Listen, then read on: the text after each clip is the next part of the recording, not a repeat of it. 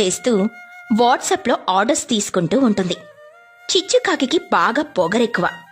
దానితో ఫోన్ చేసే వాళ్ళని తిడుతూ ఉంటుంది.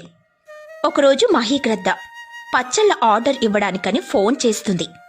హలో, చెప్పండి, ఏమేమి పచ్చళ్ళు కావాలి? చికెన్ రేటు ఎంతండి? చికెన్ ½ కేజీ 500 అండి. మీకెంత కావాలి? అమ్మో, 500? చాలా రేట్ అండి. అంతైతే ఎలా అండి? ఏంటి, నువ్వు ఈ పచ్చళ్ళు కూడా కొనలేకపోతున్నావు అంటే నువ్వు ఏ బ్రతుకు బ్రతుకుతున్నావో అర్థమవుతుంది. నువ్వు ఒక పని చెయ్యి, 4 ఇళ్లలో పాచి పని చేసుకుని బ్రతుకు.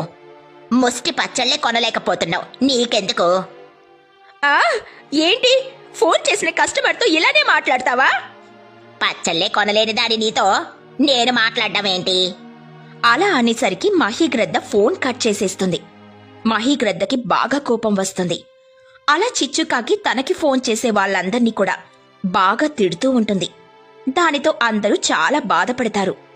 చిచ్చుకాకి తన మనసులో, పచ్చళ్ళు కొనలేరు కానీ కబుర్లు మాత్రం చెబుతారు, రేట్ ఎక్కువంట. మరి ఆ మాత్రం ఉండకపోతే నాకు లాభం ఎలా వస్తుంది? కొనేవాళ్ళలా ఫోన్ చేయడం, అన్నీ అడిగి ఫోన్ పెట్టేయడం, నాకు కూడా అలానే కోపం వస్తుంది అని అనుకుంటుంది. అలా ఉండగా ఒకరోజు లూసీ పౌరం చిచ్చుకాకి ఫోన్ చేస్తుంది. చిచ్చుకాకి బాగా పొగరుగా మాట్లాడుతూ ఉంటుంది. మొన్న వాట్సాప్లో రేట్లు పెట్టారు కదండి, చాలా ఎక్కువగా ఉన్నాయి. అవునా, అయితే ఇప్పుడేం చెయ్యను? కొంచెం రేటేమీ తగ్గేది లేదా అండి? చాలా ఎక్స్పెన్సివ్ ఉన్నాయండి. అవునా, ఇవి ఎక్స్పెన్సివ్ అన్నావంటే నీ అంత చీప్ ఎవ్వరూ ఉండరు.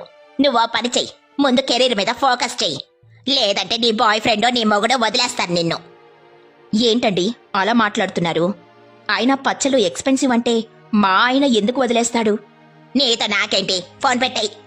అలా చెప్పి చిచ్చుకాకి కోపంగా ఫోన్ పెట్టేస్తుంది. లూసీ పౌరానికి బాగా కోపం వస్తుంది.